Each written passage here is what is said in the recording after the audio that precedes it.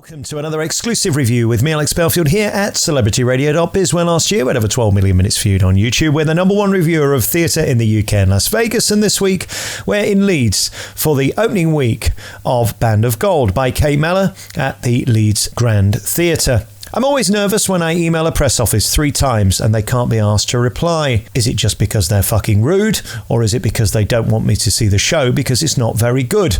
By the way, if you're offended by my use of the word fuck, this probably isn't going to be the show for you because it's littered with profanity and far too much potty mouth language. We'll get to that in a bit. Well, my conclusion is I'm going to say that the lazy people in the press office didn't want me to see the show because it's not very good.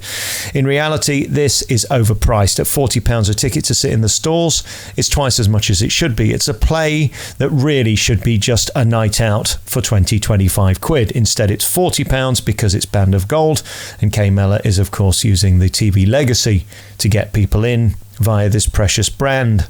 I have to say the set is the worst I've seen this year. It is dizzying. There are sofas coming on and off like a hooker's drawers in peak season. These flaps and constant Venetian blinds are opening and closing, and the lights are dimming and shutting, and Dire Straits is playing on and off constantly, sometimes within seconds. This is not a TV show, it's theatre. It doesn't work to keep blacking out and resetting the stage and opening the flaps and closing the flaps, and the hookers opening the flaps and closing the flaps. My God, what a show. I hated it, I've got to be honest with you. I thought the vocabulary was appalling. The script was tortuous. It's basically aiming at the Fat Friends audience, who are women of a certain age who want a night out and will laugh at anything. The thing I hated the most about this show that is despicable is that when there weren't laughs, or even when there weren't laughs needed, they just put in all of these northernisms to get cheap titters. Bollocks. Shit in hell. Bloody hell, fucking hell, Christ. All these things keep coming up over and over and over again, and the longer the show goes on, the more you realise it's just for cheap titters and padding, and it actually destroys the heart of the show. By the end of this production, I did not feel sorry for the prostitutes. That's a failing.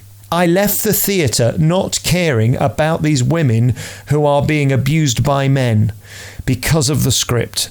I would go as far to say in some of the characters, particularly Gaynor Faye's, it's almost like they enjoyed being prostitutes. And bearing in mind this is a show about a prostitute being murdered, I don't think that's quite the point.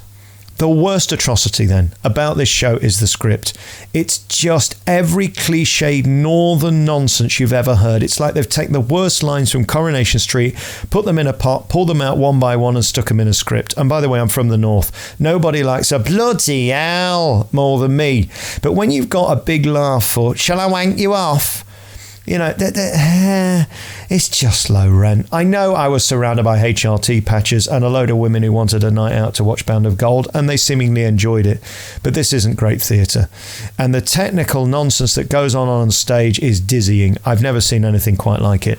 All right, let me get to the acting then. There are a couple of people in this who deserve great kudos. Laurie Brett is really fantastic as Anita, especially in Act 2. Gaynor Faye does well too, although I didn't feel sorry for her because she plays it so hard. Kieran Richardson plays Steve. Again, it's not a big part, so it's hard to tell. And Shane Ward, possibly the most laughable part I've ever seen in a show ever. He is not an inspector. He's put in this as Totty. When he walked out, the girls went in Act 2, and that's not the point.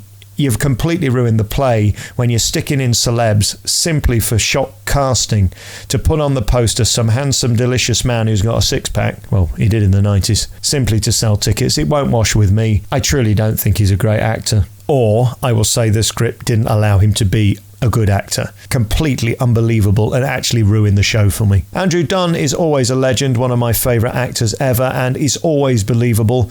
Many of the cast should learn from him. Sasha Parkinson plays it well as Gina, and the rest of the cast are fine too. The problem they've got is they're stuck with a play that doesn't know whether it's a comedy or a tragedy. We find ourselves laughing within seconds of just feeling something. That's a mistake. You don't need to get cheap titters in everywhere. And I have to hold Kate responsible for the overall failure of this show. Listen, it's going to do fine. It's Band of Gold by Mellor, and women will go and see it up and down the country, and I'm sure it will be a sellout, a bit like Fat Friends. But that doesn't mean that it's a great piece of work. It is a great shame. I wanted to love this. I travelled all the way to Leeds to see it and was hoping to give you a rave review. Sadly, this is a technical mess. There are some acting abominations within it. The Dire Straits music throughout is annoying. The set changes are ludicrously dizzying and mind-boggling. And overall, this is one of the worst touring experiences I've had in a theatre in 2019. Thanks to the press office for not bothering replying. Bit of class there.